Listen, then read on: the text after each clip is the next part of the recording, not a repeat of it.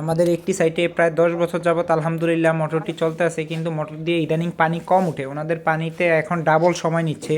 তাই মোটরটা চেক করলাম আলহামদুলিল্লাহ, কিন্তু মোটর সাইড ঠিক আছে, সাউন্ড ঠিক আছে, কিন্তু পাম্প সাইডে পানি কম উঠে। তাই সব কিছু চেক করতেছি, দেখতেছি ইম্পেলার টিম্পেলার সব, পাম্প সাইড পুরো সব কিছু ওকে, ডিপেন্সার সহ সব কিছু ওকে, কিন্তু কোথাও কোনো সমস্যা নেই। তাই আবার ফিটিং করে নিলাম।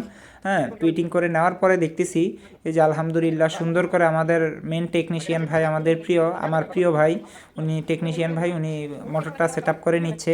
মোটরটা সেট আপ করে নেওয়ার পরে সম্পূর্ণ নাট টাইট দেওয়ার পরে আবার একটু চেক আপ করলাম। আমার কাছে সাইটেই মনে হয়েছে মোটরটা টানে কম, আমিও হাত দিয়ে দেখেছি মোটরটা টানতেছে কম। তাই টেকনিশিয়ান ভাইয়ের কাছে নিয়ে আসলাম যে ডিপেন্সারে কোনো সমস্যা হয়েছে কিনা। আলহামদুলিল্লাহ এই ভাই, ছোটো ভাইটা আবারও পানি ঢুকালো, পানি ঢুকিয়েও সেও দেখলো যে কী অবস্থা, পানি হাত দিয়ে সেও দেখলো যে প্রথমে একটু টান দেয়, তারপরে আবার একটু পাম্পটা ছেড়ে দেয়, পানি একটু কম নেয়। যেমন আগে প্রায় 15 মিনিটে আপনার 1000 লিটার হতো, এখন প্রায় 1 ঘন্টা লাগে। 1 ঘন্টা সময় নেয় 1000 লিটার পানি ভরার জন্য। তাই ওই আবার সমস্যাটা দেখার জন্য পুনরায় আবার দ্বিতীয়বার পাম্পটা খুললাম, খুলে দেখলাম যে না, ডিপেন্সার সব কিছু ঠিক আছে।